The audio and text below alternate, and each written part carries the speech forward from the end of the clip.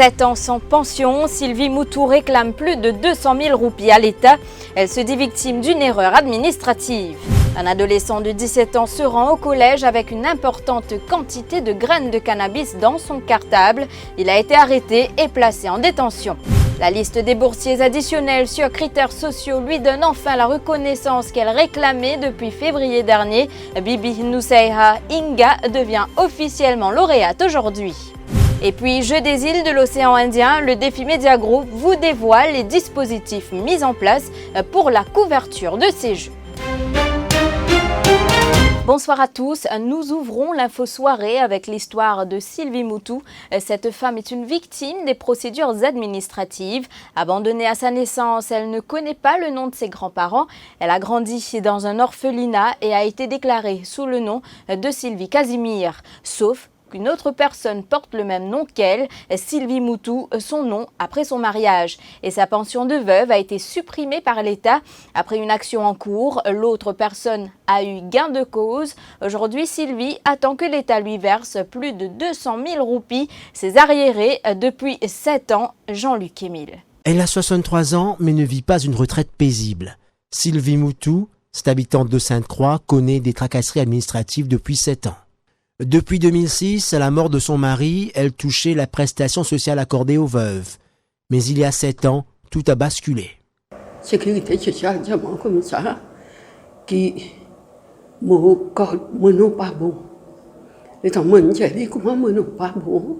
Les gens me disent pas vers ce moment, je commence à faire des sécurité sociale. Je vais sécurité sociale. Pamplemousse. Déjà, moi, Madame Moutou, c'est qui m'a capable de dire où. Mais là, vous savez, des morts sur la naissance, sur la naissance. Mais moi, j'ai dit, je peux essayer de mettre un coup parce qu'il vraiment trouvé qui pensons à l'identifier. Elle ne finit pas de faire le va-et-vient entre sa maison de Sainte-Croix et le bureau de la Sécurité sociale de Pamplemousse pour s'enquérir de ses démarches toutes les semaines. Mais toujours les mêmes réponses.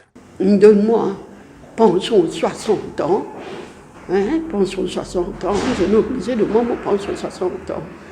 Mais là, l'État me fait une réclamation pour mon OIRAS qui finit là, depuis 2012, qui peut arriver jusqu'à 2018, 2019. Mais là, je tiens à moi comme ça, il faudrait me faire une véritable renaissance. Combien je dois remonter là? Là, pour dire, je tiens un papier, je tiens à référer un papier. Mais je dois me rendre 100 000 quelque chose. Parce que je me fais réclamation, mais c'est là, mon belle-fille, moi. Ça aussi, je peux faire un tournée avec nous. Mais quand tu dis, vous prenez la naissance, mais c'est pour les enfants qui me déclarent. Les enfants, moi, j'ai déclaré.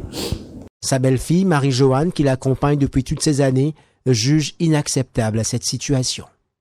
3 fois, je suis envoyé de dossier côté commissaire, mais je ne sais pas qui travail je peux faire, comment je peux faire ce travail, parce que c'est ça qui ne m'a pas trop comprend. Je suis dans les 49 000 roupies, et après, je peux donner ce pension vieillesse.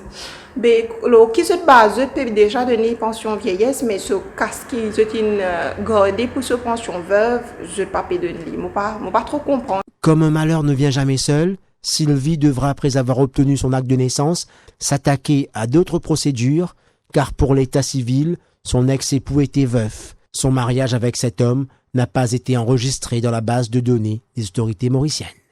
Alors qu'il est censé aller au collège pour étudier, surtout qu'il passe les épreuves du School Certificate cette année, un adolescent de 17 ans s'y rend lui avec des graines de cannabis. Une importante quantité a été retrouvée dans son cartable. Les semences étaient dissimulées dans un sachet. Admis dans un collège d'État de l'Est, cet habitant de Bon-Accueil a été arrêté et placé en détention. Lors de son interrogatoire, il dit avoir trouvé par le plus pur des hasards ces graines et a décidé de les garder.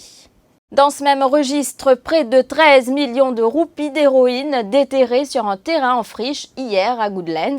C'est la Metropolitan Atsu qui est derrière cette trouvaille. 900 grammes d'héroïne se trouvaient dans un sac en plastique dissimulé dans 9 sachets. Aucun suspect n'a été arrêté jusqu'ici. Elle s'était battue envers et contre tous en février dernier pour être inscrite sur la liste des lauréats pour la QV 2018. Aujourd'hui, c'est chose faite pour Bibi Nuseha Inga. Son nom figure sur la liste des boursiers additionnels basés sur les critères sociaux rendus publics aujourd'hui. L'histoire de cette adolescente avait fait grand bruit. Elle estimait être éligible pour être lauréate dans la filière scientifique et avait même servi une mise en demeure au ministère de l'Éducation pour corriger ce qu'elle qualifiait d'erreur de la part du ministère.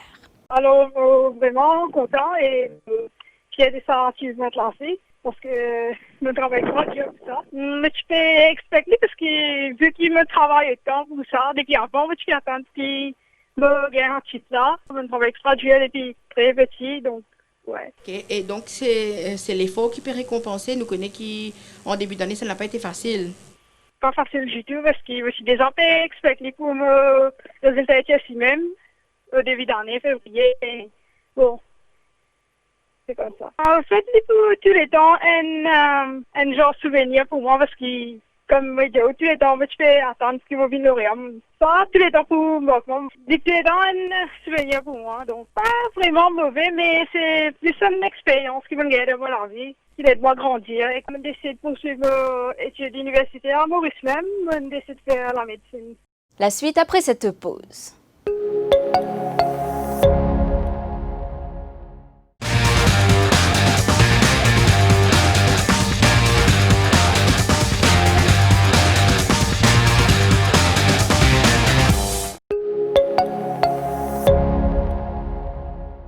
Faisons le point à présent sur les Jeux des îles 2019. Le Défi Média Group sort le grand jeu pour la couverture de ces Jeux. Une équipe de 50 journalistes, photographes et vidéographes assureront la couverture des compétitions dès demain sur les différentes plateformes du Défi Média Group. Journal des Jeux, magazine, interview, reportage au menu.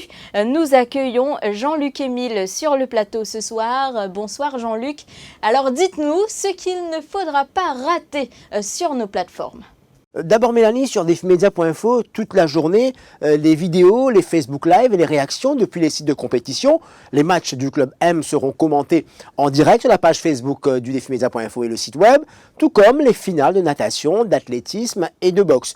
Durant toute la journée donc, à partir de demain, vous n'allez rien rater, y compris notre compteur de médailles qui sera réactualisé à chaque cérémonie de remise de médailles. Un dispositif qui concerne la radio également, Jean-Luc. 3 rendez-vous au quotidien Mélanie, le journal des Jeux, au quotidien 7h30 le matin, 12h15 et 16h45. Nous serons en multiplex, le studio de la rue La Bourdonnais et les directs depuis les sites de compétition pour les résultats, les analyses, les commentaires des spécialistes surtout. Nous allons privilégier en tout cas les directs pour que vous puissiez vivre heure par heure toutes ces compétitions. Et puis dans la soirée, pour boucler la boucle, un magazine avec vos chroniqueurs, Jean-Luc. Le magazine s'appelle Mélanie Sacrée Soirée, 1 heure, un plateau, des invités, et pas des moindres, les médaillés du jour, des chroniqueurs pour nous parler des à côté de ces jeux, tout ce que vous ne verrez pas à l'écran. Nous allons dénicher tout cela pour vous. Nous aurons aussi sur le plateau des dirigeants sportifs et d'anciennes gloires pour une soirée sympathique avec de la culture, de la musique, pour aller au-delà du sport, mais aussi beaucoup de surprises. Voilà pour notre dispositif Mélanie, 4 mois de préparation, nous allons être au cœur de ces jeux pour vous permettre de passer dans les meilleures conditions ces 10 jours de compétition. Ils incarnent le symbole personnifié de courage. Leur détermination peut même être un exemple pour la jeunesse mauricienne. 2 centenaires se sont proposés pour porter la flamme des Jeux. Il s'agit de Marie Gilda, âgée de 101 ans, et Lilachan Somawa, 102 ans. Le flambeau était dans le nord de l'île aujourd'hui. Les images sont de Marjolaine Potia.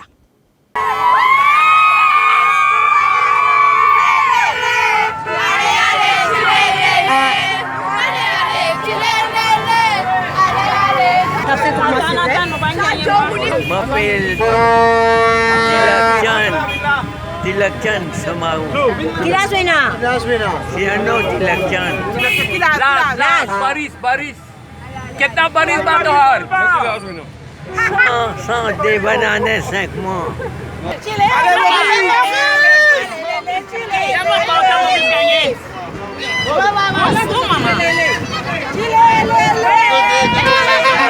Les athlètes sont dans leur tête déjà dans les starting blocks. Les représentants de Maurice aux Jeux des Îles 2019 seront bientôt en action. L'heure est donc au dernier préparatif, tant sur le plan physique que mental. Une phase qui est tout aussi vécue par les familles de ces athlètes. Leur soutien durant ces moments est inestimable. Voyons avec Élodie Domen comment ces familles vivent ces dernières heures avant le jour J. 22 juillet, cette date tourne en boucle dans la tête du sprinter Jonathan Bardottier. Il sera en piste lundi prochain. L'athlète essaie malgré tout de garder le moral. Je connais la famille pour là. Alors moi, je prends aller comme un challenge. Et je connais qui m'a donné le maximum de moyens parce que là, je soutiens pour moi. Et je connais ça jour-là, je ne sais pas parce que je peux le regarder, je peux devant eux. Et je peux devant eux pour là. Pas pour la première fois, mais dans une compétition comme les Jeux des Îles, pour la première fois, je suis là et je peux devant eux. Donc voilà, je peux faire. Moi, je connais mon grand fier. Sous les yeux, admiratif de son épouse Jennifer. Et moi là avec lui, dans temps de repos, je connais bien beaucoup de repos. Je suis solidaire avec lui, on va dire quand il a reposé tout ça, je comprends, je cause lui. Moi essayer de remonter son moral quand il a causé avec lui. L'important c'est de participer, même si ça jour là, si même il pas gagné médaille, mais quoique nous confions qu'il nous connaît les gagner médaille. Mais l'important c'est que sa fierté liée pour gagner là. Il besoin enjoy sa participation là. Parce que le public mauricien, sur la famille ici, c'est une autre chose. Et l'organisation, comment ça s'organise? L'organisation, alors, depuis 3 mois, je me mets de congé. Parce que la force policière, c'est pas facile. Parce que nous pouvons engager, comme si les services sont complets pour déploiement pour le Jeux des Îles. Alors, c'était pas facile. 3 mois en avance, me mettre de congé, 10 jours de congé. Chez les Bardottier, on apporte les dernières touches au planning élaboré pour les Jeux des Îles. On se prépare également chez les Madana Moutou. Cette famille compte 2 haltérophiles, Anthony et Dorian. Pour le père Mike, ancien leveur de fonte, il faut surtout se forger un mental d'acier.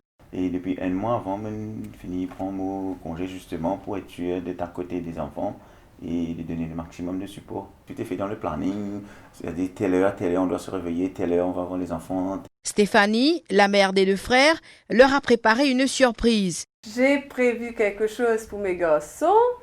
C'est quelque chose qu'on a fait hier à la main. Ben, je garde la surprise. Je garde la surprise pour le 21. Venez, vous allez voir. C'est les encourager de ma façon à moi. Drapeau, foulard, vuvuzela, à cœur-pipe chez la famille Paul, Jennifer et Patrick, les parents de Julien et Christopher, badistes de haut niveau, ont sorti l'artillerie lourde. On est tout excités. On dirait que c'est nous qui allons prendre part, qu'allons prendre part au jeu. Hein. On est excités à fond. Les pavillons sont déjà là, les trompettes, tout ce qu'on a. Les bandeaux, tout ce qu'il faut, tout ce qui va avec, quoi. Préparer notre slogan. Ouais, notre cri de guerre.